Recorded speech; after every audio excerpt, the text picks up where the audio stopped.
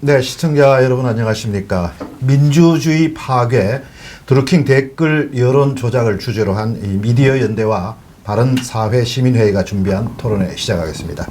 오늘 이 토론회는 황장수의 뉴스 브리핑 TV 후원으로 진행이 됩니다. 황장수 대표께서도 오늘 이 토론 패널로 참여하십니다. 오늘 먼저 이 조형권 전 EBS 이사께서 발제를 맡으셔서 민주주의 살해 사건의 실태, 빅데이터로 본 142만 건의 표현의 자유 침해라는 주제의 발표를 하시겠습니다.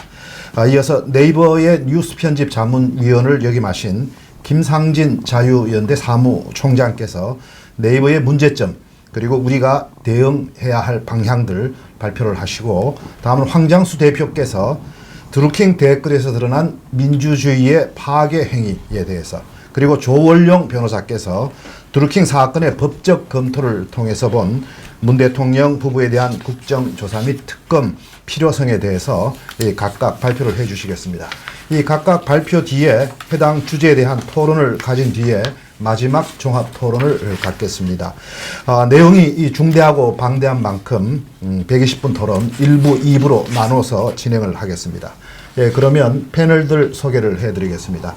우선 제 왼쪽으로 황장수의 뉴스 브리핑 대표, 황장수 대표 나오셨습니다.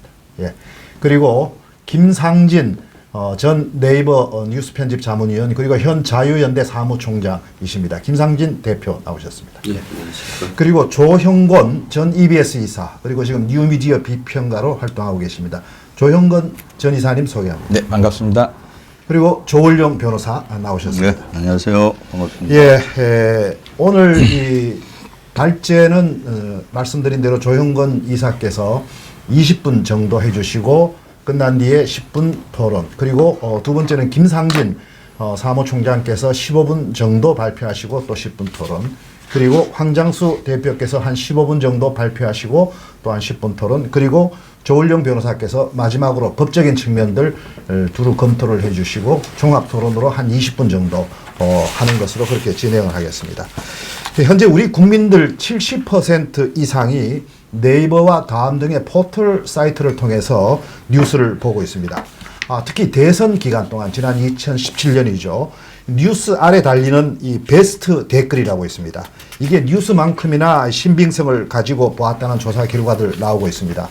그런데 이 베스트 댓글 대부분이 조작이 됐다는 분석 결과 오늘 조금 이따 조형권 이사께서 발표를 하십니다. 자, 먼저 조 전 이사님 발표 좀 해주시죠.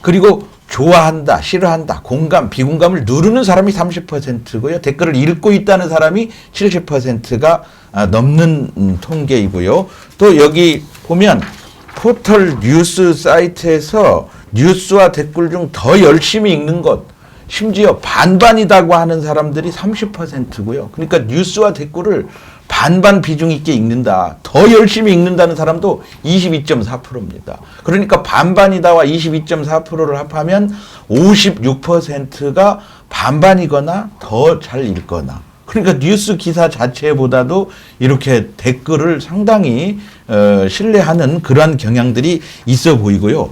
또 댓글을 읽는 목적에 대해서 자료를 조사해 봤습니다. 이 자료, 지금 나온 자료들은 한국언론진흥재단에서 지난해 드루킹이 구속되고 나서 설문조사를 한 겁니다. 국민들한테. 그랬을 때 댓글을 왜 읽느냐라고 물어봤더니 84%의 그 댓글을 읽는 사람들이 84%가 남들이 어떻게 생각하는가 궁금해서. 그러니까 댓글에 한마디 써놓으면 아, 저 사람은 저렇게 생각하는구나. 나도 저런 생각을 가질 수 있겠구나라고 판단을 한다라는 사실이고요. 그 다음에 여기 보면 뉴스보다 댓글을 더 신뢰한다가 심지어 30%입니다. 뉴스보다 댓글을 더 신뢰한다. 그런데 30대는 평균적으로 전체 연령 평균상 30%인데 30대는 36.8%가 뉴스보다 댓글을 더 신뢰한다. 그러니까 젊은 사람들이 댓글을 보고 맛집을 찾아가는 거 맞고요. 댓글을 보고 뉴스를 평가하는 겁니다.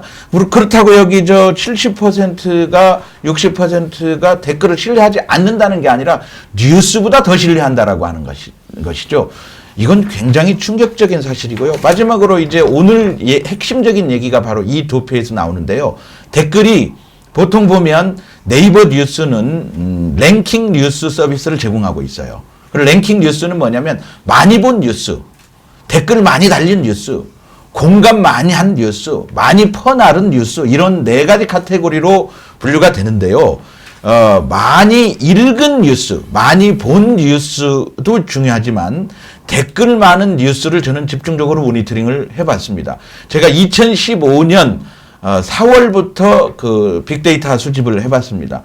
세월호가 터진 지 1년 만에 과연 세월호의 민심은 무엇일까? 라고 하면서 생각하면서 댓글 100만 개를 수집을 해봤습니다. 뭐 아직 감이 잘 안 오시는가 봐요. 안 놀라시는가. 100만 개 수집이라는 게 상상이 되십니까? 저는 그 100만 개를 수집을 하기 위해서요. 3개월 동안 다른 짓을 전혀 못했습니다. 클릭하고 휠 마우스 5번 누르고 클릭하고 그러다 도저히 안 돼가지고 지금 문제가 되는 매크로 프로그램을 써봤어요. 너무 쉽더라고요. 그런데 매크로그램과 컴퓨터 5대를 놓고 댓글을 수집해 대서 100만 개를 수집을 해가지고 분석을 해보니까 아, 세월호 사건에 대해서 우리 국민들이 어떻게 생각하고 있구나. 답이 딱 나오더란 얘기죠. 80~90%의 국민들은 세월호 이제 그만. 우리도 좀 자영업자 먹고 살자. 혈세 투입 그만하자. 뭐 이런 얘기들이 주였어요. 그럼에도 불구하고 언론이 계속 세월호 얘기를 끌어간 거지요. 어찌 보면. 그러니까 언론사들이 국민 여론을 끌고 가는 거 맞습니다. 그런데 이제 이 점차 이 쌍방향 커뮤니케이션, 다시 얘기해서 언론사 기자의 뉴스는 일방적으로 뉴스를 전해주는 거라면 댓글은 이제 참여하는 거죠. 그래서 내가 툭툭 한마디씩 던지는데 사람들이 반응이 있거든요. 그리고 많은 사람들이 그걸 방금 이 통계 자료들을 가지고 보여드린 것처럼 댓글에 대해서 신뢰하기 시작했고 반응이 있고 그렇게 되거든요. 댓글을 믿는다는 얘기죠. 그런데 댓글 많은 뉴스를 보면 심지어 제가 본 중에 16,000개, 뭐 2만 개 이런 엄청난 수의 댓글이 달립니다. 그런데 여기 보시면 그 수없이 많은 댓글이 달림에도 불구하고 어떤 댓글을 읽느냐? 여기 봤더니 최상위에 게시된 댓글 2~3개. 3개까지는 본다. 그 얘기입니다. 35.4%가. 상위에 게시된 댓글 10개 정도까지 그게 40.4%입니다. 상위에 게시된 댓글 20개까지 이 20개는 더 보기를 클릭하지 않고도 볼 수 있는 컴퓨터에서 그런 정도 숫자. 스마트폰에서 더 보기를 클릭하지 않아도 볼 수 있는 숫자. 그러니까 이 숫자를 다 합해 놓으면 몇 %입니까? 90% 가까이 됩니다. 그러니까 21번째, 25번째 뭐 댓글 한 10%가 본다고 보면 댓글이 10,000개가 달려 있는데 저 밑에 있는 댓글들은 누가 보지 않는 거죠. 최신 순으로 만약 댓글이 정렬이 된다고 하면 그나마 몇백 명이 볼 수 있을지 모르지만 네이버는 하필 그 문제의 그 기간에, 대선 기간에 호감순 혹은 순공감순으로 정리를 했어요. 그 디폴트 기본값입니다. 그러니까 댓글이 일반 네티즌들이 보는 댓글은 제일 그 공감수가 많은 댓글을 본 거예요.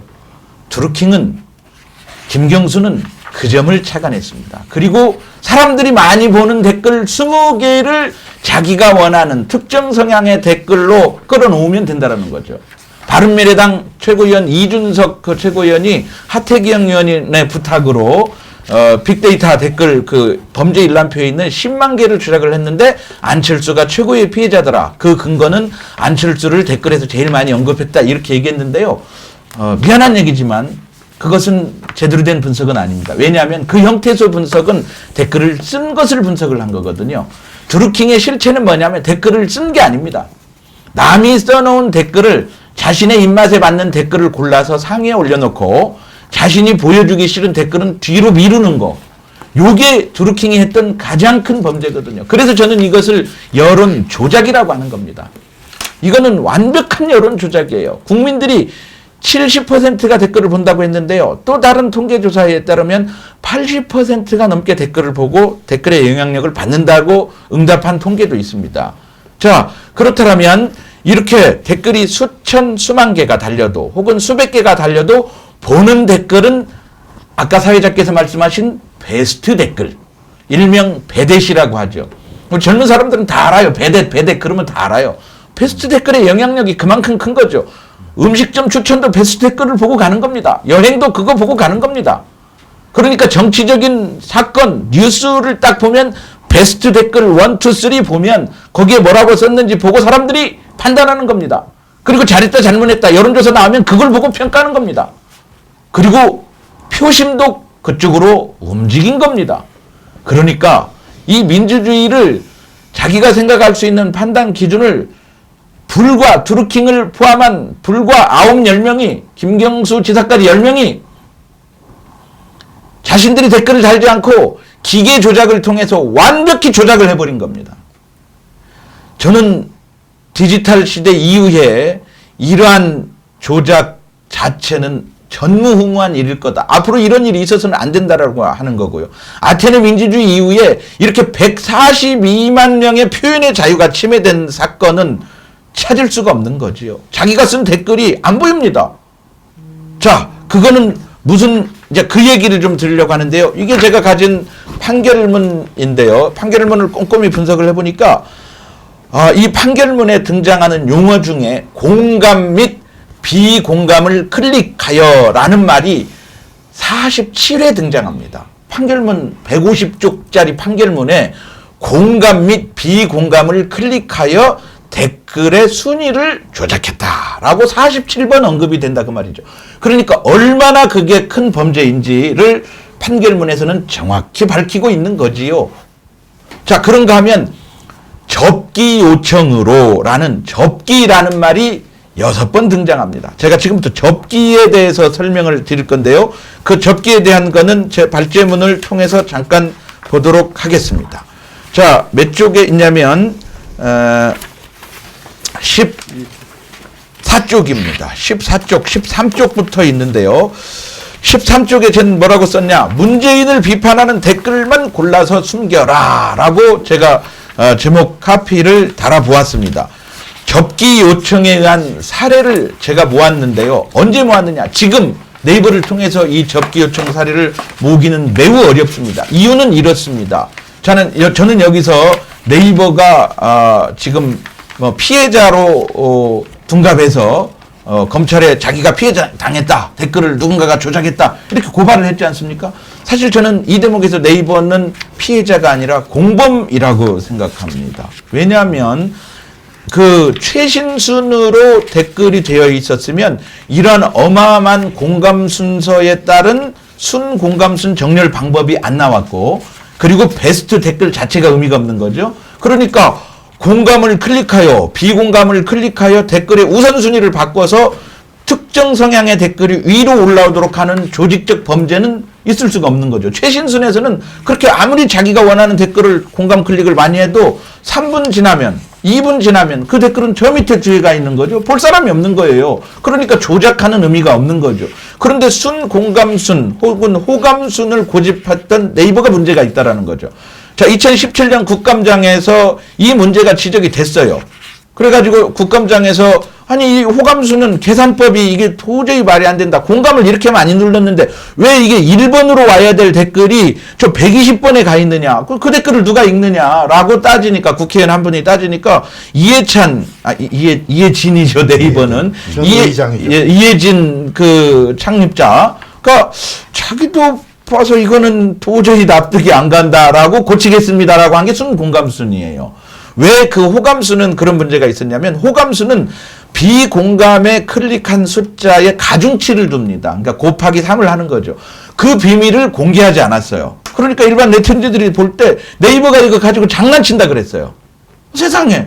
그러니까 공감이 만이고 비공감이 1000이라고 해봅시다. 순공감수는 만 빼기 1000 하면 9000이에요. 그 9000 많은 숫자가 1번 올라가는 거예요. 그런데 호감수는 뭐냐면 만 빼기 1000 곱하기 3 그럼 3000이죠. 7000이 돼버리는 거예요.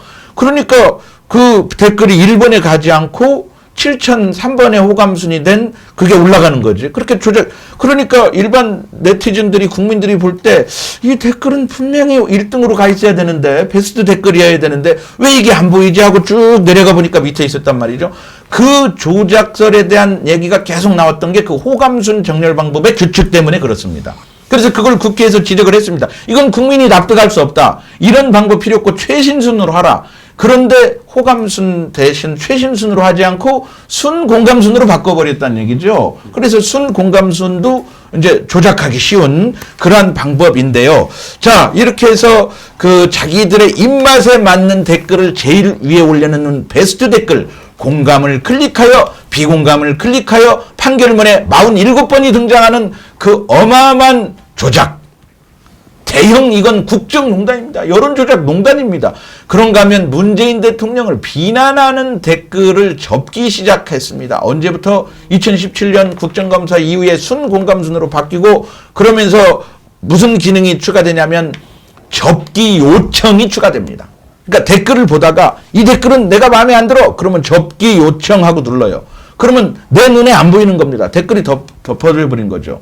그런데 다른 사람들은 다 보거든요. 그 댓글을. 일정 수가 접기 요청을 하면 누구든지 못 보게 접어버립니다. 그런데 그 일정 수가 몇이냐면 네이버는 공개하지 않습니다. 왜 공개하지 않습니까? 당신들은 이 규칙이 있어야 이 규칙을 수긍할 거 아닙니까? 이 댓글이 다 접어져 버렸는데 그 규칙이 뭐예요? 그랬더니 그 규칙을 공개하면 어떤 특정 세력이 달라들어서 그 숫자를 채워서 접어버린다. 그렇기 때문에 공개할 수 없다는 거예요. 아니죠. 그러면 그 접기 요청이 없어야 되는 거죠. 그러니까 그 접기 요청에 의한 일정한 수가 되면 접어져 버렸다. 그 규칙을 아는 건 드루킹이죠. 그러니까 그걸 딱딱 접어버린 거죠. 어떤 댓글을 접었는지 제가 2018년 1월 한 달간 댓글을 쭉 보면서 2015년부터 댓글을 수집해서 한 달에 평균 5만 10만 건 쭉 수집을 해놓고 있습니다. 그래서 그 여론 동향을 보고 있고 왜 댓글 민심과 실제로 나오는 여론조사 결과는 다른지 이런 걸 보던 작년 1월 달인데요. 너무 놀라운 것은 아니 어떻게 문재인을 비난하는 댓글은 골라서 저렇게들 잘 접어지지?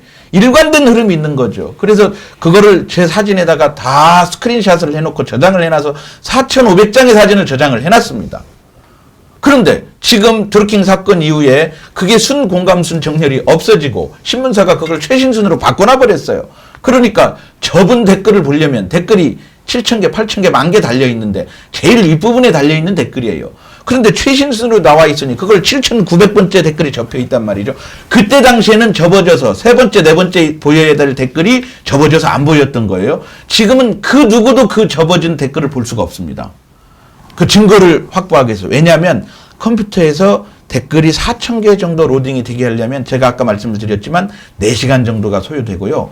그 4,000개 이상은 올라가지 않습니다. 그래서 컴퓨터가 다운되는 거죠.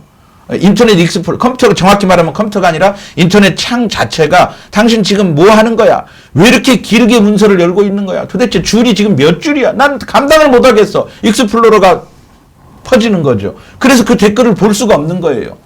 제가 유일하게 찍어놓은 사진이 유일한 증거고 저는 그걸 동영상 캡처를 해놓았습니다. 어떤 댓글이 접혔는지 14쪽에서부터 제가 접힌 댓글 약 150개 정도를 여기 발제문에 가지고 와봤습니다. 여기 토론하실 분들께서 사회자분들께서 한번 읽어보시고 하나씩만 얘기를 좀 한번 해봅시다. 또 속았네? 문 또 속았네. 운전자론 좋아하네. 통일을 바라기는 하냐. 천편일률적으로 쇼를 해라 쇼. 너무 싫어. 하는 게 다 뻔하다. 인스타 대통령 같다. 문재인 지지하는 젊은 층들 보니 전부 다 백수 아니면 노가다 뛰는 저학력층이다. 청년 고급 일자리 빵꾸나니 어린이집인가. 야, 뭐 욕도 들어가고요. 제가 욕은 못하겠습니다. 한결같이 다 문재인 대통령을 비난하는 댓글을 접어버렸다 그겁니다. 이런 것들. 그래서 제가 1월 한 달간 제가 캡처해 놓은 사진은 몇 쪽입니까? 20페이지입니다. 5,620개의 그 숨겨진 가려진 댓글을 가지고 저는 이걸 가지고 떠들기 시작을 했습니다. 황장수의 뉴스 브리핑에서 처음으로 공개하는 겁니다. 이서구 미디어연대 대표님께서 불러주셔서 이 부분을 가지고 1년 만에 이게 빛이 나는 지금 이 투표가 된 겁니다. 이렇게 엄청난 1월 한 달 만에도 이만큼입니다. 그러면 473일간 이들이 했던 것은 재판 결과 118만 개의 댓글이 접힌 거죠. 118만 개를 숫자로 제가 환산을 해봤더니 어느 정도냐면 하루에 네이버에 정치, 경제, 사회, 문화 각종 3개 뉴스 5개 카테고리에 랭킹, 댓글 많은 뉴스 랭킹 30씩 제공이 되니까 150개 뉴스 아닙니까? 그러니까 국민들이 거의 그 뉴스를 보는 거죠. 150개 뉴스 곱하기 댓글 20개. 그 숫자보다도 더 되는 양의 댓글을 조작을 한 거예요. 그러면 우리 국민 눈에 보이는 댓글의 90%를 조작을 한 거예요. 마치겠습니다. 완벽한 여론 조작이었죠. 이 정도면요, 이거는 우리 국민들은 빠져나갈 수가 없었어요. 그러니까 네. 정치, 경제, 사회의 가장 핵심적인 기사를 대상으로 네. 베스트 댓글, 거의 그것만 볼 수밖에 없는 베스트 댓글을 거의 완벽하게 다 조작을 한 거죠. 예. 그러니까 문재인 비판이라든지 이 댓글들은 접어서 다 밑으로 아예 없애버리거나 다 밑으로 보내버리거나 네. 아예 보지도 못하도록 하고 그다음에 찬양하는 글만 싹 베스트 댓글로 싹 올라오도록 다 작업을 했다. 그렇죠. 대선 때는 이 댓글 작업으로 안철수는 MB 아바타론이 돼서 안철수의 지지율이 40%까지 가다가 25%로 뚝 떨어졌고 3일 만에요. 네. 반기문 전 유엔 사무총장은 턱받이 그 댓글을 가지고 그러니까 중도 포기했고요. 네. 홍준표 그다음에 유승민 같은 사람이다. 돼지발정제 네. 댓글이 제일 1등으로 올라왔고요. 그리고 유시민 총리설 박근혜 그 대통령이 탄핵 초기 때 국회가 추천하는 총리를 받아들이겠다. 유시민 얘기 안 했어요. 박근혜는 국회가 추천하는 총리를 받아들이겠다고 했는데 드루킹이 딱 그거를 보고 그러면 유시민 총리설을 한번 띄워봐. 우리가 가진 킹크랩 서버의 위력을 한번 테스트해봐. 하고 유시민 총리설을 2290개 아이디로 자동으로 걸어서 네이버 가서 검색을 하게 합니다. 사람이 그거 잘 못합니다. 자동으로 막 로그인 로그아웃 해가지고 유시민 총리 로그인 로그아웃 하고 이 아이디로 유시민 총리 이거를 10시간에 그냥 막 해버리니까 실제로 유시민 총리설이 실검색 1위로 오르죠. 그러니까 이제 이거 이런 말이 있는가 보다 하고 기사가 나오는 거죠. 그렇게 했던 기록도 있습니다. 그러니까 예. 이 문재인 후보에 조금이라도 피해가 가거나 상대적으로 저쪽 후보가 좋아질 것 같은 댓글은 그게 좋은 거면 집중적으로 다 없애버리고 네. 그게 나쁜 것이면 네. 그걸 갖다가 그냥 전면에 다 올려버리고 이런 식으로 했던 것이죠. 그렇습니다. 제가 경험이 그때 대선 한 2, 3일 전인데 그 당시 이 문재인 캠프 쪽에 문용준 가짜뉴스 대책단장이 부산에 갔는데 거기는 홍준표 후보가 그 당시에 뭐 상당히 그 지지율이 막 오르고 있었던 모양입니다. 그러니까 이 부산 경남 이 폐륜 집단 이런 발언을 해서 그게 지금 굉장히 문제가 됐어요. 그건 자연스럽게 문제가 된 것이죠. 그런 말을 할 수가 없는 말을 한 것이죠. 그런데 그날 밤 자정에 일시에 영감탱이, 홍준표 영감탱이 발언이 일시에 그냥 아하, 예. 최고의 댓글로 쫙 예. 순식간에 올라가는 걸 제가 예, 목격을 예. 했습니다. 예, 예. 그러니까 폐륜 집단을 밑으로 내려버리고 영감탱이 발언은 이미 그 전에 한번 나왔던 이야기인데 갑자기 그걸 끄집어내가지고 제 1번으로 쫙 올려버리는 이걸 저도 실제로 목격을 했습니다. 그러니까 그런 일들이 대선 기간에 계속 이루어졌다 그런 이야기예요. 대선 기간에만 뉴스 기사 19,000건에 네. 19,000에 달린 댓글을 그 수십만 개를 그렇게 조작을 했으니까요. 뭐 사실 지난 대선 같은 경우는 제가 대선 무효다라고 주장을 하는 이유가 바로 그 댓글 민심을 완벽히 그렇게 가지고 논 거죠. 그러니까 이게 예. 지금 문제가 되는 게 댓글의 영향력이 기사만큼이나 있었다는 점 하나. 예. 그다음에 기사들이 예. 이 댓글 베스트 댓글이라든지 실시간 검색어 높은 걸 가지고 기자들이 그걸 또 기사를 쓰거든요. 그렇습니다. 완벽히 조작된 걸 가지고 또 기사를 예. 써서 사실상 가짜 뉴스가 쫙 깔려버리는 것이죠. 네, 그렇습니다. 완벽한 여론 조작이죠. 예, 그렇습니다. 그다음 말씀하시죠. 또 하나만 문제를 더 제기하겠습니다. 예. 네이버의 문제입니다. 네. 아까 뭐 처음에는 호감순으로 했다가 안 네. 밝히다가 또 뭐 순문감식으로 갔다가 뭐 이런 식으로 하는데 네. 그 안에 그 자기들이 임의적으로 가진 기준들이 있을 거 아닙니까? 네. 첫째 문제는 아까도 말씀하셨는데 뉴스를 가지고 그런 장난질을 하고 하는 건 아니죠. 첫째, 그건 안 되는 그렇습니다. 것인데 예. 저는 여기서 심각하게 문제점이 있는 게 드루킹이나 김경수나 그쪽하고 네이버하고의 유착 가능성이 저는 있다고 보는 겁니다. 예를 들면 그 산식이라든지 정보라든지 이런 것들도 오갔을 가능성이 아주 높다고 보는 겁니다. 이 부분도 저는 이 조사가 돼야 된다고 보는 겁니다.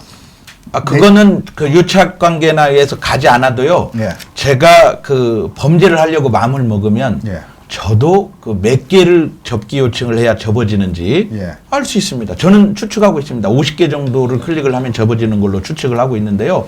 아니 아이디 50개만 있으면 해보면 되잖아요. 그거는 우리 조현건 전 이사님은 뉴미디어 비평가니까 아주 전문가입니다. 네, 네. 100만 개 댓글 분석하실 정도인데 대한민국에 그런 분이 한두 분밖에 없습니다. 예, 예. 일반인들은 모릅니다. 사실 그거를. 모르죠. 예. 예, 전혀 이거를 모르죠. 가르쳐 주지 않으면 모르고 또 맞습니다. 쉽게 얼른 가르쳐 줄 수도 있는 겁니다. 예, 예, 예. 그런 부분들도 있고 네이버도 저는 상당히 지금 문제가 많다고 보는 예. 겁니다. 뭐 앞으로 또 우리 김상진 전 이사나 우리 황장수 대표께서는 이제 쭉 토론을 해 주실 건데 뭐 조금 더 다른 간단하게 분, 예. 보태면 네이버하고 다음이 이 대선이 끝난 직후에 수석과 비서관을 이 청와대에 보냈지 않습니까? 그렇죠. 결국은 그런 것들이 정치를 좀 아는 사람이면 우연히 되지는 않는다. 과거 같으면 그런 자리에 가는 사람이 언론사, 일반 언론사의 기자나 간부들이 가는데 그게 아니라 독특하게 문정권은 이 언론사를 이렇게 치지 않고 네이버하고 다음 같은 포털 출신을 둘을 청와대 국민소통수석인이 뉴미디어 비서관인으로 데려갔어요. 예, 윤영찬 윤영찬이고 또 한 명은 여자죠. 첫 예. 홍보수석 비서관이 문재인 대선 캠프 때부터 흘러 들어갔습니다. 네이버의 부사장입니다. 예, 그다음에 그렇다면 다음에는 다음 카카오 부사장이 여자 정혜승 정혜승 부사장이 예, 다음 또 청와대의 부사장. 뉴미디어 비서관으로 또 들어갔죠. 그러니까 뭐 어떻게 그거는 뭐 아주 이건 합리적인 그러니까 의심이죠. 이런 어떤 대선 과정에서 충분히 이 두 포탈 양대 네. 포탈의 어떤 협조가 있을 수 있었고요. 심지어 반기문 씨가 1월 중순에 귀국했을 때는 지지율이 문재인에 상당히 접근해 갔죠. 그러다가 1월 말 전에 보름 만에 이제 하차했지 않습니까? 근데 반기문 씨가 움직이는 데마다 나타났던 숱한 그에 대한 어떤 이 확산되는 그런 어떤 부분. 그 다음에 이제 두 번째로는 3월 달에 민주당 경선이 시작됐을 때 안희정이 이제 문재인의 거의 한때는 필적해서 쫓아갔죠. 근데 그때부터 안희정이 이제 보수 우파에 대해서 뭐 우호적이다 이런 어떤 여론들이 쫙 형성됐죠.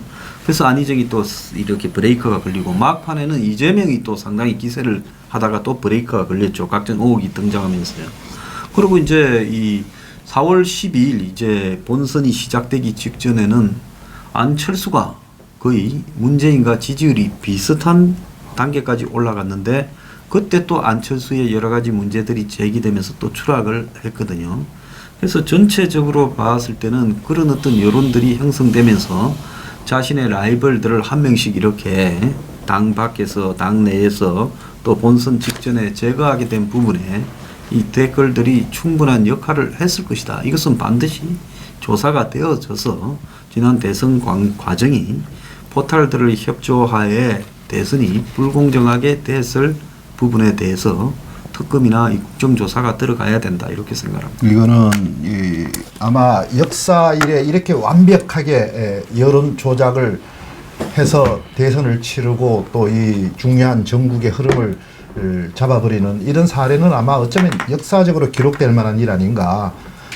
그런 점에서 이제 또 나중에 우리 조원룡 변호사께서 이 부분의 국정조사라든지 특검의 그 필요성 등등을 해주시겠습니다만은 그건 반드시 그렇게 돼야 된다고 보시는데 오늘 제가 이 주제 하나 가지고 말씀드리면 김상진 전 이사님 지금 유착설 나오셔서 제가 하나 더 말씀드리면 제가 네이버 뉴스 편집자문위원 할 때 댓글 조작들이 이렇게 많이 되고 있는데 지금 누가 봐도 이건 댓글 조작 아니냐라고 좌표 찍고 지금 들어오고 있는 문술람들의 이 행위를 봐라 했을 때 네이버 측에서 뭐라고 했냐면은 기술적으로는 문제 없다라고 그 전무가 이야기했습니다.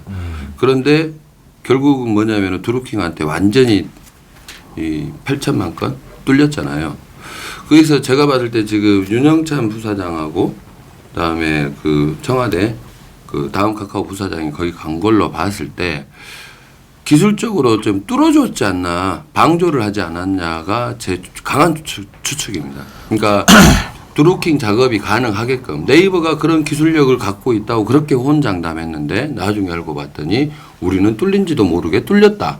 이것은 기술자와 윤영찬과의 개인적인 유착만 있다면은 충분히 그 방어막을 뚫어줄 수 있는 그리고 방조했을 확률이 굉장히 높다라는 것이 제 강한 추측입니다. 그 킹크랩 1, 킹크랩 2 그리고 매크로를 비교를 좀 잠깐만 해드릴게요. 사람이 댓글을 달거나 사람이 직접 클릭을 한다. 제일 초보적인 단계죠. 사람이 3,000명이 필요하겠죠. 그 일을 하려면. 매크로가 한다. 매크로. 킹크랩 1은 매크로입니다. 그래서 사람이 할 일을 기계가 빨리 한다. 그래서 눈으로 보면 마우스가 막 지가 움직이고 키보드가 움직이고 하는 게 컴퓨터 화면에 보면 보이는 겁니다. 제가 이거 노트북 켜고 시연할 수 있는데요. 보이는 겁니다. 그렇게 조작을 하다가 킹크랩 2는 뭐냐면 사람 눈에 보이지 않습니다. 명령어를 딱 내리면 지가 짜라락 가서 수초 만에 짜라락 해. 이거는 해킹 수준입니다. 디도스 해킹 수준입니다. 속도에 있어서 뭐 엄청난 그렇습니다. 들어가는 그렇습니다. 거죠. 그러니까 그 사람이 손으로 할 때 1분 걸릴 거 매크로고 하면 20초로 줄는 거죠. 그런데 킹크랩 2로 가면 5초 안에 끝나는 거죠. 이 일이. 그러니까 이거는 해킹입니다.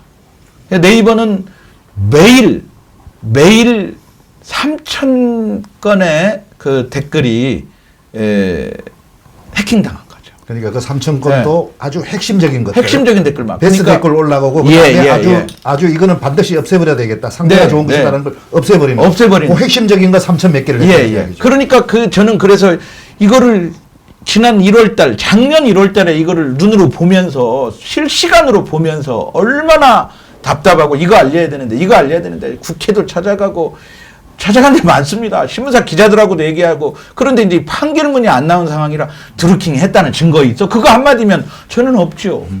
합리적 의심은 충분히 가지만 그러나 이거는 수사해야 되는 겁니다. 이거는 이것이 증거가 인멸이 되지 않도록 빨리 조치를 하지 않으면 이거는 처벌할 수가 없습니다. 그동안에 예. 조영훈 이사께서 뭐 100만 건도 수집하고 하시고 여러 가지 자료를 많이 해놓으셨으니까 네. 그게 이제 우리 저 민주주의를 위해서 예. 정말 중요한 일을 해놓으셨고 그게 전부 증거 자료가 될 것이고 다 깔 겁니다. 앞으로 네. 특검 들어가거나 국정조사 들어가게 되면 예. 그 자료들이 아주 귀중한 증거 자료가 될 것 그렇습니다. 같습니다. 예. 잘 정리를 좀 해주시고 특검 들어가는. 제 컴퓨터 들어가게 되면 그 드루킹을 추종하는 분들 제 컴퓨터 해킹하지 마세요. 백업 굉장히 많이 받아놨으니까. 그 해킹에도 이미 백업 딴 거 다 네, 있단 다 말이에요. 해놨습니다. 예, 예. 다 갖고 계시고. 그만 좀 들으세요. 예. 죽겠어요 예. 지금. 자, 요 종합 토론 때 또 종합적으로 하시고요. 우리 이제 김상진 전 네이버 뉴스 편집 자문위원, 현재 자유연대 사무총장으로 활동하고 계십니다. 김상진 단장께서 네이버 문제점, 지금 이 말씀한 거 외에도 구체적인 실사례들이 굉장히 많습니다. 그 말씀 오늘 좀 해주시겠습니다. 네, 이제 조영건 이사님 이제 말 받아서 이제 제가 진행하십니다. 그 100만 건 이제 이렇게 조사를 하실 때 저도 이제 그런 현상들을 목격을 하고 이건 네이버의 문제가 상당히 심각하다. 그러니까 네이버가 이 여론 조작 세력의 어떤 빵빠레 역할, 쉽게 말해 확성기 역할을 하고 있다고 판단을 해서 저는 이제 네이버 앞에서 한 50일간 네이버 정치 중립 요구하는 집회를 해봤었는데요. 난장 집회. 그러다가 그것도 변하지 않고 하길래 이제 저도 이제 한국당의 캠프에 들어가서 대선 때 네이버의 문제점에 대해서 이렇게 캡처를 떠서 결국에는 이제 네이버를 이제 공직선거법으로도 고발했는데 결국에 이제 기술은 저희들이 다 알고 있기 때문에 빠져나가더라고요. 그래서 이제 문제가 없다는 식으로 했지만 그것들이 결과론적으로 모아서 그 자료들이 이제 국정감사 때 아니면은 국감 때 많이 문제가 돼서 이제 이혜진이가 나와서 개망신 당하는 그런 일들을 하는데 이제 제가 자료를 좀 제공했었는데요.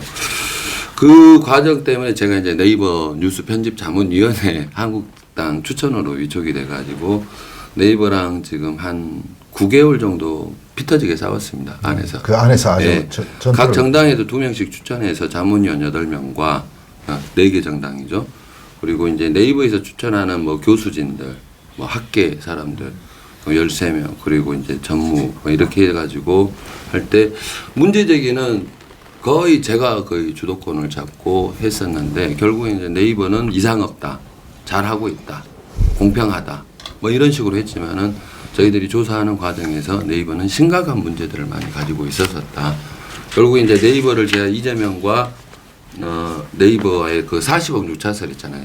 성남 FC에서 네이버에서 기부해 준 거. 그것 때문에 고발했더니 저보고 들어오지 말아요, 회의에. 자기들 고발했다고.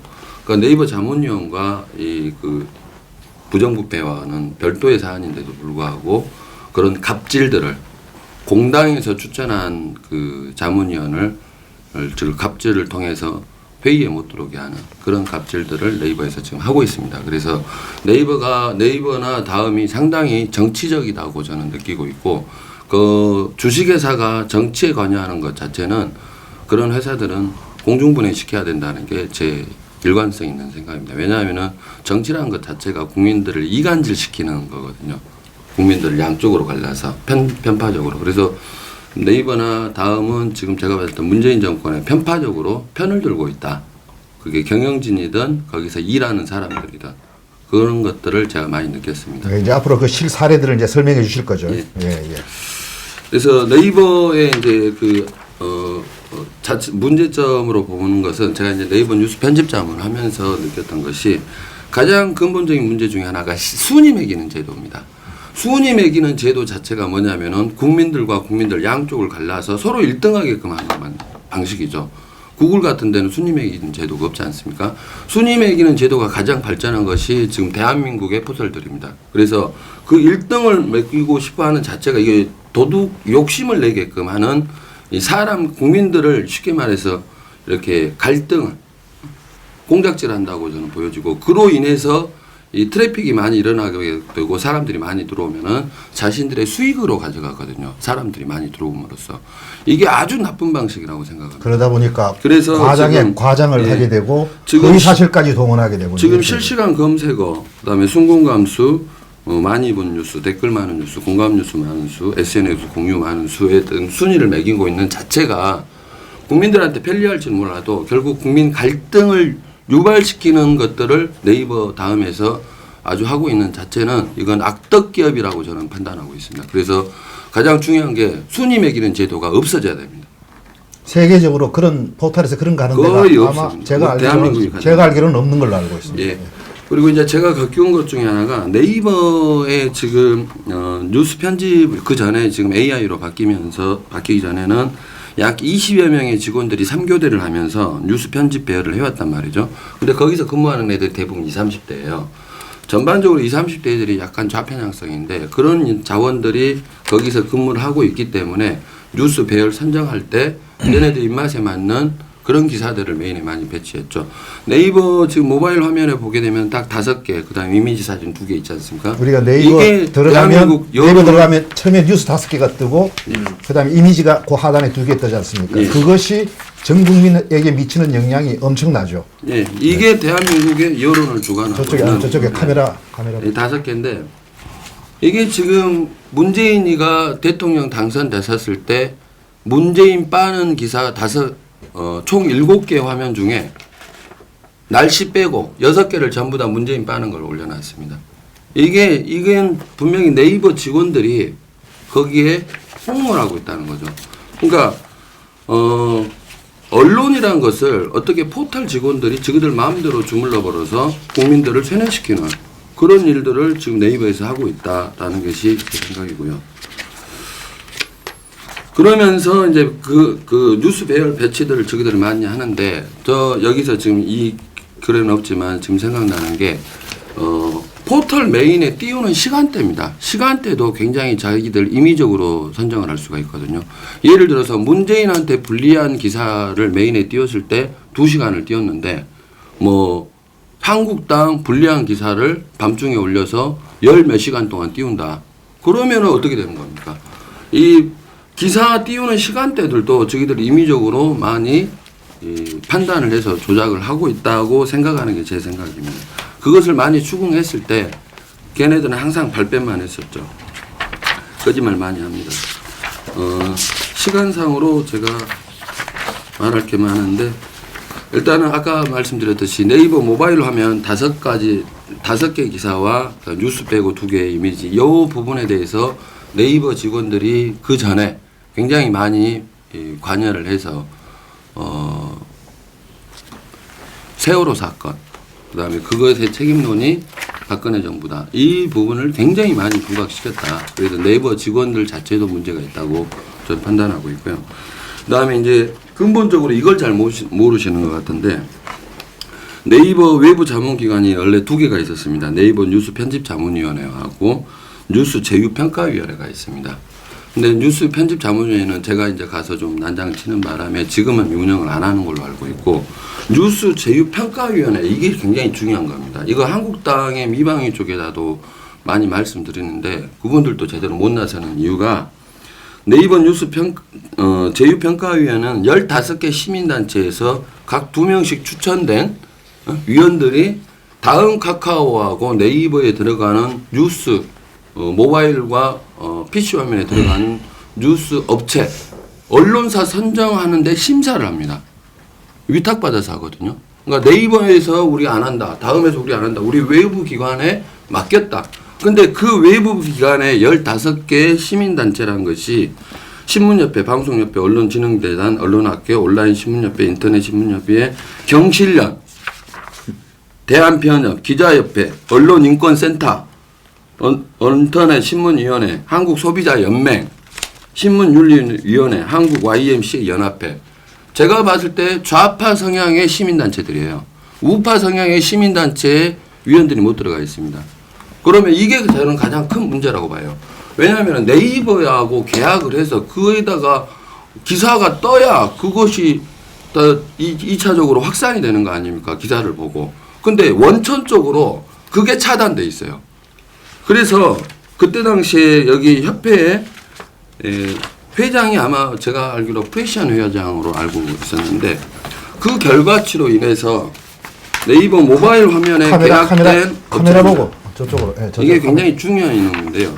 인터넷 언론사 중에 지금 노컷뉴스, 데일리안, 미디어오늘, 오마이뉴스, 프레시안이에요. 제가 봤을 때 데일리안은 아까 우파 성향으로 좀 알고 있는데 나머지 노컷, 미디어오늘, 오마이뉴스, 프레시안 이런 것들은 거의 좌파 언론사들이란 말이죠. 이 좌파 언론사가 네이버하고 계약을 해 있으니 기사가 이 언론사들 기사밖에 안 나와요.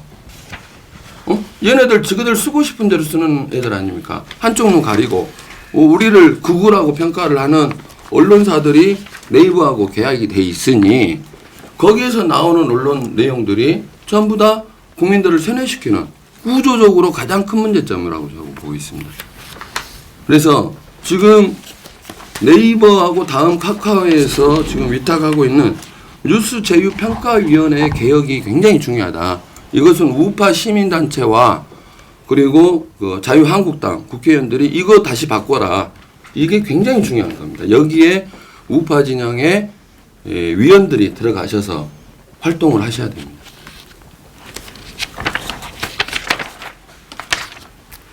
지금 네이버 PC 화면에는 뉴스 스탠드 이름으로 150개 정도의 언론사가 계약되어 있고요. 그다음 네이버 모바일 화면에는 뉴스 콘텐츠라는 이름으로 75개 언론사가 계약되어 있습니다. 거기에 인터넷 언론사들은 거의 우파 진영은 거의 없다. 뉴데일리 같은 경우도 아마 계약이 안 된 걸로 알고 있습니다. 그다음에 이제 뉴스량인데요. 연합뉴스 네이버 PC 화면에 배열된 거 보게 되면은 연합뉴스가 이게 이제 2016년도 언론진흥재단 백서에 의하면은 연합뉴스가 28%, 뉴스원이 10.10%, 그다음에 뉴시스가 8.68%인데 언론노조 기사들의 영향이 굉장히 저는 많이 반영되고 있다고 생각합니다. 그러니까 기사 제목 자체, 키워드 자체가 네이버의 그 뉴스 제목이 굉장히 중요하지 않습니까? 근데 이 제목 자체가 약간 좌편향식의 기자들에 의해서 현혹당해 왔다고 저는 평가하고 있고요. 그다음에 이제 네이버의 그다음에 두 번째 큰 문제점 중에 하나가 댓글 아까 말씀하셨는데 댓글을 여론 조작할 수 있는 다계정의 문제입니다. 다계정. 여러 개의 계정을 만들 수 있다는 거죠. 현재 지금 많이 네이버가 발전돼 있습니다. 그 전에 트위터, 페이스북, 트위터 계정은 거의 좌파들이 그 전에 전유물로 무한대의 계정을 가지고 있었어요. 그래서 그런 거 가지고 트위터, 지금 네이버 댓글 전에는 트위터, 페이스북 이쪽이었습니다. 여론조작 그쪽에서 다 해왔고 지금 트렌드가 네이버로 넘어왔을 뿐이거든요. 그리고 이제 지금 유튜브로 넘어가는 단계 아닙니까? 근데 그때 트위터 쪽에 좌파들은 가짜 계정 허벌나게 많습니다. 제가 허벌나게라는 표현을 쓰는데 허벌나게 많고 특히 유령 계정을 많이 돌리는 애들이 그 동성애 관련 애들이 굉장히 많습니다. 제가 지켜본 바에 의하면 모니터링한 바에 그 계정들이 네이버에 들어와 가지고 호감 비호감을 찍을 수 있게 됐었어요. 댓글도 쓸 수 있게 됐습니다. 그게 제가 알기로 2014년도 그랬어요. 근데 제가 들어가 가지고 이거 진짜 문제가 있다. 이거들 마음대로 도적질하네 하는 부분들을 많이 강조해서 그때 이제 국감 전에 이 제도 자체가 폐지됐습니다. 지금 네이버에다가 호감, 비호감, 공감수 표시할 수 있는 것은 네이버 계정만으로 가능합니다. 네이버 계정. 지금 트위터, 페이스북 가지고 못합니다. 그게 이제 변화된 사항인데 거기에 또 문제점이 뭐냐면은 핸드폰 하나당 3개 계정을 만들 수가 있어요. 한 달에 한 개씩 3개 계정을 만들 수 있습니다. 근데 해외에서도 만들 수 있습니다. 이게 뭐냐면은 우리나라 국민의 여론이 아니라 해외, 중국이라든지 이런 데서 그 나라 현지 폰 가지고도 계정 인증을 받아서 계정을 만들어낼 수 있다는 거죠. 그래서 지금 북한의 해킹 부대가 중국 쪽으로 많이 또 나가 있지 않습니까? 예, 그뿐만 아니라 남미, 유럽, 일본 이런 데 사방에서 아프리카에서도 들어오는데요. 이 다계정을 가지고 공감, 비공감을 찍을 수 있는 거고 이 다계정이 많기 때문에 드루킹이 돌아간 거거든요. 드루킹 계정이 결국은 여러 계정들을 가짜 계정들을 가지고 이 일련의 반복 과정을 하는 거 아닙니까?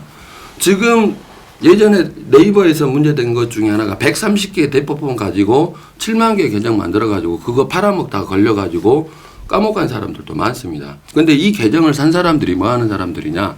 대부분 인터넷 마케팅 회사, 바이럴 마케팅 회사에 사람들이 계정을 싼 값에 사가지고 이것을 돌리고 있는데 그거 좀 설명을 해주시죠. 130개 휴대폰으로 7만 개 계정을 만들 수가 그거 말고도 엄청나게 많이 만들었습니다. 아니 그게 그 기술적으로 어떻게 하는 겁니까? 130개인데 계정을 7만 개를 만들고 번호를 변화시키는 거죠. 번호를 계속 변화시키는. 그 KT 업주 대리점하고 휴대폰 130개 동원하면 7만 개 계정을 만들 수 있다. 네. 그러면 이게 네이버에 각종 정보에 이제 공감수 맞지? 그러면 7만 개를 동원한다는 이야기네. 네, 그것뿐만 아니라 계정 더 많아요. 작년에 중앙일보 지금 이 기사가 사라졌어요. 중앙일보의 기사에 뭐라고 나왔냐면은 외국의 프로그램, 핸드폰 생성 프로그램을 가지고 네이버 계정을 만들어서 실질적으로 기자가 시연을 해봤더니 가짜 핸드폰 계정 가지고 가짜 계정을 만들어서 그걸 가지고 공감수 클릭을 해가지고 순위를 올렸다는 기사가 있었습니다. 근데 현재 이 기사가 사라져 있어요. 그건 아마 누군가 어떻게 했는가 모르겠는데 어쨌든 순위 자체를 올릴 수 있는 시스템이 돼 있더라. 저희들도 시연을 많이 해봤어요. 네이버 가지고 계정 가지고 해봤는데 문제만 뭐냐면은 지금 현재는 드루킹 사건 때문에 지금 잠잠해져 있어요. 제가 바라볼 때. 그런데 이게 이제 선거 때 되면은 분명히 기어 나올 것이다. 그러니까 이 다계정 문제를 지적하는데 요즘 더 급하면 도움이 되는 것 같더라고요. 야, 자, 이제 이런 게 있습니다. 그 선거 전 우리가 이제 가장 이제 이 토론을 하는 이유가 선거 때 우리가 악영향을 받을 수 있기 때문에 그런데 지금 백명국 기자의 글에 의하면은 지난해 전 세계 18개국에 2017년 기준으로 18개국의 타국에서 그 나라의 선거에 영향을 미치는 작업들을 하고 있다 그래요.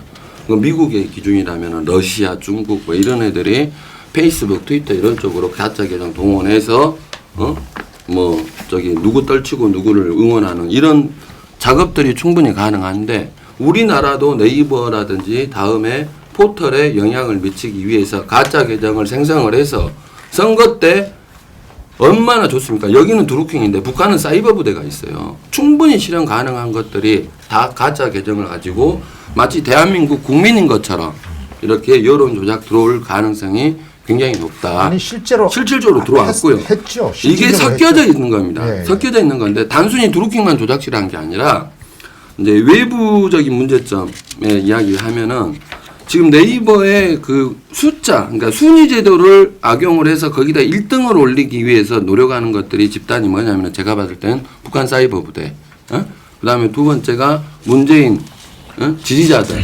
특정 정치인의 지지자들, 얘네들이 좌표 찍고 들어가서 문술람들이 그다음에 아니면 여초 카페들 이런 데서 그다음에 페미 카페들에서 지금도 저기 링크 달아가지고 좌표 찍고 들어와서 댓글 작업하고 있습니다. 지금은 이제 유튜브까지 공격하고 있죠. 그런 특정 지지자들. 세 번째가 저는 어떻게 보고 있냐면 인터넷 마케팅 회사입니다. 인터넷 마케팅 회사는 기본적으로 맛집이라든지 뭐 이런 데 공감수 클릭수 올려줘서 가지고 순위에 띄워서 돈을 받는 업체들이에요. 얘네들이 가짜 계정 돌리고 있어요. 근데 여기에 이 온라인 마케팅 협회 민주당 국회의원이 열심히 가서 이렇게 인사하고 다니는 거 잘 모르시죠. 충분히 실현 가능한 것들이고 네 번째가 뭐냐면은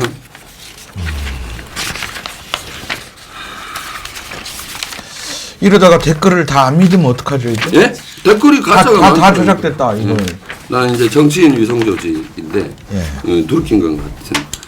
그래서 지금 북한 사이버 부대에다가 저는 하나 더 추가시키고 싶은 것이 중국 유학생 세력들이거든요. 걔네들 알바비 들어와서 충분히 다 계정 가지고 우리 선거 때 그래서 제가 네이버에다 많이 요구했던 것이 IP 댓글에 대한 IP 공개해라 라는 것을 많이 요구를 했어요. 초창기 때. 그런데 네이버에서 좀 하려다가 그거부터 안 하더라고.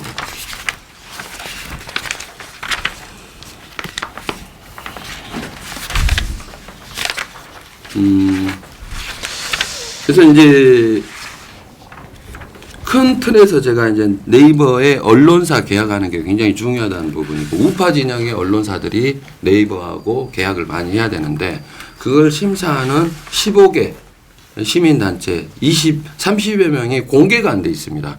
전에 네이버 뉴스 편집 자문위원 할 때 저는 공개를 다 다녔어요. 근데 여기에 지금 뉴스 제휴평가위원회 위원장 빼고 나머지 사람들은 개인정보라는 이유로 공개를 안 하고 있어요. 네이버 측에서. 그래서 이거 공개돼야 되고요. 누가 올라가서 거기에 심사를 하고 있는지가 알려져야 됩니다. 아까 단체를 공개했지만 네, 그 단체 또 누구냐도 굉장히 위원, 중요합니다. 두 명씩 위원이 추천되고 그분들이 어떤 경력을 가지고 그렇죠. 있느냐. 그 사람이 어떤 제가 경력이고 알기로는- 어떤 성향의 사람인지 제가 알기로는 좌파성, 진보성 가진 사람들이 대다수라고 저도 그렇기 알고 때문에 그 계약을 된 업체들이 대부분 좌파 언론사들이 계약돼가지고 네이버에다가 뉴스를 띄우니 원천 소스 자체가 좌파 언론들이 활개칠 수 있는 구조적이 돼 있는데 한국당 도대체 뭐 하고 있냔 말이죠. 그거 제가 미방위 참모들한테 이야기 누누이 하는 부분인데 못 싸우잖아요. 겁나서. 예, 꼭 필요한 거 그리고 한 가지만 그게 이제 해주시죠. 그게 예. 이제 언론사 계약되는 게 원천적인 부분이고요. 그다음에 지금 네이버가 많이 바뀌었습니다. 그 전에 문제점들이 있다가 문재인 당선되고 나서 지금 한국당에서 이제 이해진 불러다 놓고 공격하니까 이제 순공감수 요 비율도 많이 없애서 지금은 이제 네이버에서 뉴스, 그러니까 정치 뉴스는 최신 순으로만 배열되어 있고 순공감순도 일부 나옵니다. 예, 가끔 신문사가 선택하면 일부 나옵니다. 그 다음에 대부분이 지금 사회 뉴스는 이제 순공감수 표시를 해주고 있거든요. 그런데 이제 가장 중요한 부분 중에 하나가 뭐냐면은 이 가짜 뉴스들이, 가짜 개념들이 많이 돌아가는데 우리의 태도 문제입니다. 우리의 태도가 어떻게 가야 될 것인가? 과연 네이버를 버릴 것인가? 아니면은 거기에 적극적으로 참여할 것인가? 제가 예전에 그 태극기 집회에 나가서 연사 발언을 할 때 네이버 버려버리자 그랬어요. 네이버에 가지도 말자. 근데 지금 생각이 바뀌었습니다. 네이버에 적극적으로 참여를 해야 됩니다. 적극적으로 참여해서 평상시 때 이렇게 댓글 쓰고 순공감 표시하고 그다음에 메시지로 추천하고 SNS로 확산하고 이게 이제 우리 국민들한테 지금 이 영상을 찍는 목적 아닙니까? 우리가 어떻게 할 것인가? 그럼 네이버에 적극적으로 개정에 참여를 해야 된다. 그래서 하다 보면은 숫자가 부족한 것 같으면은 형제 자매들 거, 친인척 거, 그리고 내 거 핸드폰 갖고 3개 만들 수 있는 3개 만들어서 이 표시수 싸움에서 이겨야 됩니다. 현재 네이버에서 순위 제도를 가지고 가는 이상 이 순위 싸움은 우파와 좌파 간에 계속 싸움을 해야 될 부분입니다. 그럼 뭐냐? 우리가 입으로만 떠들 것이 아니라 손가락 터벌군이 돼야 합니다. 이재명이가 손가락 혁명군이라 그랬어요. 뭔 말이냐? 좌파들은 이렇게 댓글에 대해서 중요성을 알고 있습니다. 문재인 스스로도 이 댓글의 중요성을 알고 드루킹까지 돌렸어요. 좌파 진영의 모든 정치인들이 이 댓글의 중요성을 얘네들은 실감을 하고 있습니다. 그리고 체험을 하고 있죠. 자신들이 선거를 이기니까. 그래서 자식의 위성 조직을 돌리고 자기 지지자들한테 이재명 스스로가 손가락 혁명군이라는 표현을 써가면서 댓글의 중요성을 강조하고 있거든요. 그럼 우리는 뭐 하고 있냔 말이죠. 안 하고 있잖아요. 하자고 하면은 클릭수도 안 나옵니다. 댓글 작업해야 됩니다라고 영상 찍잖아요. 쳐다보지도 않아요. 이게 지금 우파 진영이 지고 있는 이유입니다. 조금은 되고 있는데 이제 1차적으로는 네이버 적극 참여해서 그 댓글이든지 공감이라든지 이런 거를 참여를 하는 게 우선은 필요하다. 예, 우리 국민들뿐만 아니라 한국당의 국회의원들 또는 정치하시는 분들이 소셜 네트워크를 직접적으로 엄청 해야 됩니다. 제가 재작년하고 작년 초반까지 자유한국당의 디지털 정당 연장하면서 바로 그 일을 했습니다.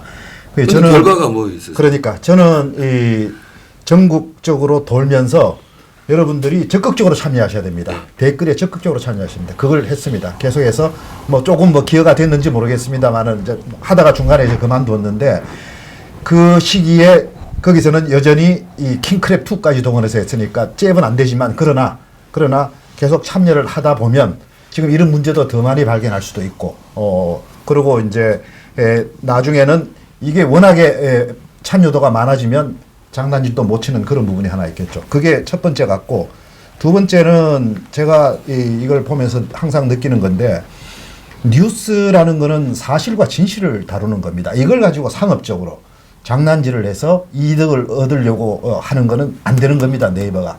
그래서 아까도 말씀드린 대로 세계적으로 이 뉴스를 가지고 공감도니 또 순위를 매기고 하는 나라가 제가 알기로는 없습니다.